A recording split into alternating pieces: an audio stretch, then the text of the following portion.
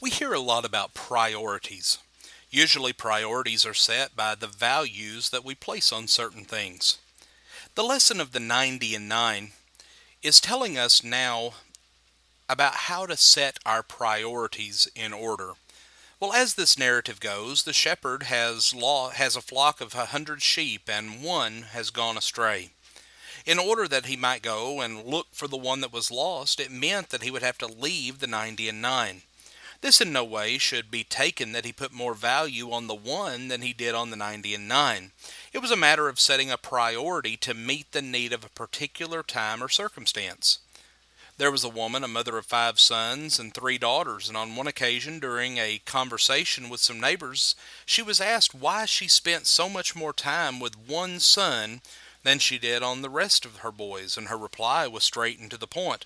I know where the 4 are. They're at the boys' club, the park, or reading a book. But this one, now he's a fine boy. He just has this knack for being at the wrong place with the wrong people at the wrong time, and he takes a little bit more raising than they do. She evidently knew that what she was doing was placing her priorities where they needed to be. The boy grew up to be a man, a successful businessman, and most of all, an active worker, teacher, and song leader in the Lord's church. And those left behind, they all turned out to be good, solid citizens, each one carrying his own weight in society. You see, she had enough love for all of them, and she knew how to distribute to each one according to his needs. Everyone has values. They may have values that vary somewhat according to the individual and the circumstances that they face, but in this case, we're getting a lesson in the value of the individual. In today's society, we speak in large numbers. If we're talking about money, we're talking in millions or billions. If it's people, we're talking about it in organizations or clubs. It could be in terms of the congregations we worship with. In any event, it would seem the individual, just one person, gets very little attention unless and until this one person makes a mistake.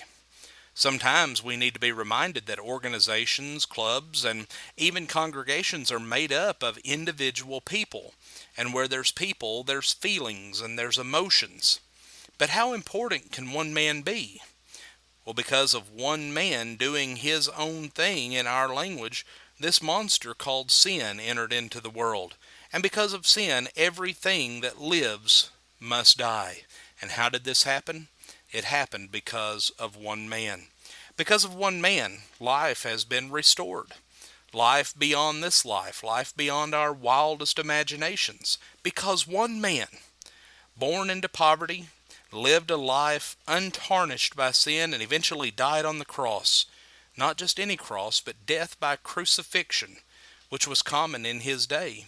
What his Father saw as he looked down from heaven was his Son, Jesus. His Son, who knew no sin in his lifetime, was now hanging on a cross with all the filth of all the sins of all the ages placed upon him. Whether or not he turned his back on this sight, we'll not know until eternity. But what we do know is that his Son, in his darkest hour, felt so alone that he cried out in his agony, my God, why hast thou forsaken me?" All of this was done not for an organization, not for a club, and yes, not even for a congregation. This one man, Jesus Christ, died for you, and each individual means something.